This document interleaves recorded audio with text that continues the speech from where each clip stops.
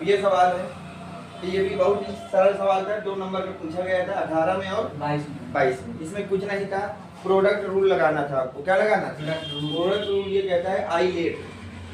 क्या कहता है? आई लेट मतलब इनवर्स फंक्शन हो तो इसको फर्स्ट माने, लॉगरिथम को फर्स्ट माने, अलजेब्रिक, ट्रिग्नोमेट्रिक, एक्सपोनेंट। तो यहाँ इनवर्स फंक्शन में ये हो जाएगा फर्स्ट फंक्शन, ये क्या हो जाएगा सेकंड। फिर इंटीग्रेशन का रूल क्या कहता है? पहला फंक्शन को साइलेंट रखिए जी सर, दूसरे का इंटीग्रेशन कर दीजिए। सही है? माइनस को इनटू में जाएगी, माइनस इंटीग्रेशन पहले फंक्शन का आपको कर देना होता है अवकलन। तो डी dx पहला फंक्शन क्या है? tan इनवर्स x इनटू दूसरे फंक्शन का कर देना है आपको समाकलन, और इस पूरे का भी समाकलन। यही है? अब इसको देखो, tan इनवर्स x से तो कोई हमारा मतलब है नहीं, तो साइलेंट है। x का होगा x स्क्वायर बाई 2, नहीं आता। माइनस tan इनवर्स का समाकलन को अवकलन की अगर मैं बात करूं तो होता है 1 प्लस x स्क्वायर। सही है? इनटू ये हो जाएगा x स्क्वायर बाई 2 dx। भाई इसका इंटीग्रेशन करना है। सही आता है? अगर इसको सही से लिखो तो क्या लिख सकते हो? x square by 2 into tan inverse x लिख सकते हो इसको। माइनस, अब अंदर थोड़ा सा देखना बेटा, इंटीग्रेशन x स्क्वायर 2 को मैं बाहर ले आता हूँ, 1 प्लस x स्क्वायर dx लिखा जा सकता है।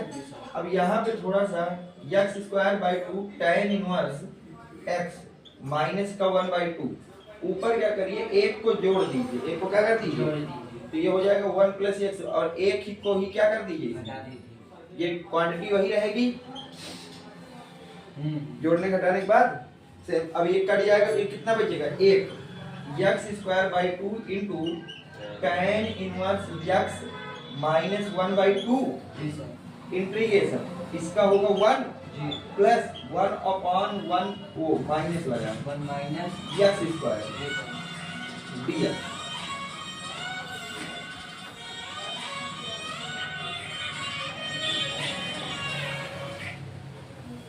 हेलो, बस थोड़ी देर में निकलेंगे, बताओ। हाँ तुम पहुंचो वहां, मैं बस इधर से निकल लूंगा, मुझे 4 बजे से आना।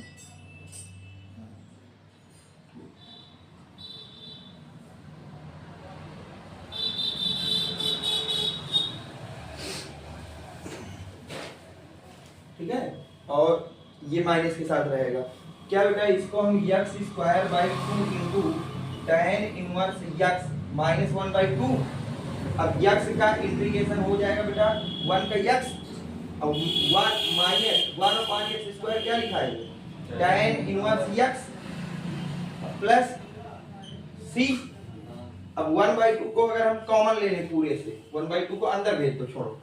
जब अंदर ध्यान से देखना बेटा, x square tan inverse x by 2, अब इस माइनस को जब अंदर भेजो x बाई 2, और ये माइनस क्या हो जाएगा?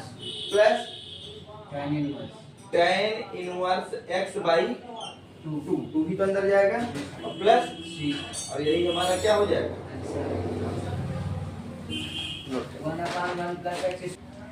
अब इधर देखो, ये आपको एक सवाल दिया गया है, 3 tan x minus tan cube x divide by 1 minus root 3 tan x का स्क्वायर। ठीक है? ये 2 मार्क्स का क्वेश्चन था और आया था 2011 में। कब आया था? 2000। तो हो सकता है कि इस तरह के सवाल फिर से आए। ठीक है? क्योंकि फॉर्म हमें आना चाहिए। वैसे अगर इस सवाल को करोगे थोड़ा बहुत लेंथी जाएगा, लेकिन अगर आप इसको ट्रिग्नोमेट्री पे यूज कर रहे हैं, इसका यूज कर रहे हैं बेटा, ऊपर वाले को वैसे ही रहते हैं। ध्यान से समझना, यहाँ से मैं तुमको बताता हूँ। नीचे क्या बेटा, इसको मैं ये लिख दूं 1 माइनस 3 tan स्क्वायर x। ये फार्मूला होता है बेटा tan 3x का। किसका होता है? tan 3x का फार्मूला कहता है 3 tan x minus tan cube x divide by 1 minus 3 tan square. तो ये सेम टू सेम मिल रहा है, इसकी जगह तुम क्या लिख सकते हो? tan 3x dx माना 3x इक्वल टू टी है। मान लिया कि जो 3x है वो कितना है, टी है।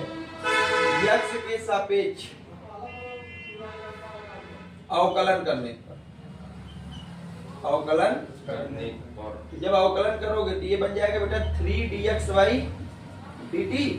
तो dx इक्वल टू कितना आ जाएगा, dt बाई 3। उठा के यहाँ जब मान रखोगे तो 1/3 को बाहर ले लो, अंदर बचेगा tan t इंटू dt। और tan t का इंटीग्रेशन पता होना चाहिए बेटा, होता है log sec x।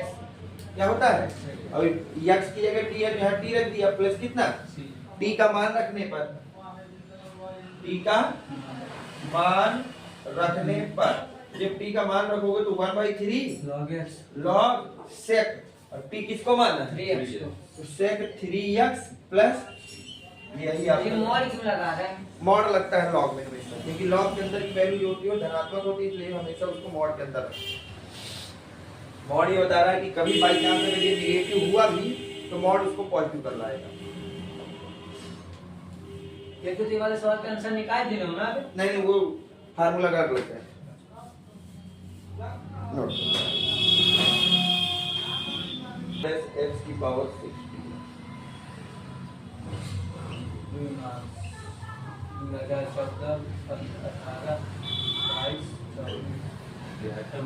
अब देखिए, अगर आप इस क्वेश्चन को ध्यान से देखें तो दिया गया है x square into tan inverse x cube divide by 1 plus x की पावर 6। 2 मार्क्स का क्वेश्चन है, 14, 18, 22 और 24 में आ चुका है। देखिए इसमें कुछ नहीं है, सबसे पहले आप मान लीजिए, माना x cube equal to t, x cube को क्या कर लीजिए टी। अब इसका अवकलन कर दीजिए x के सापेक्ष, x के सापेक्ष अवकलन करने पर, अवकलन करने तो हो जाएगा 3x square dx by dt। अगर 3 को मैं दूसरे तरफ ले आऊं तो ये बनेगा x square dx equal to dt by 3, यानी कि x स्क्वायर dx की जगह तुम लिख सकते हो dt बाई 3।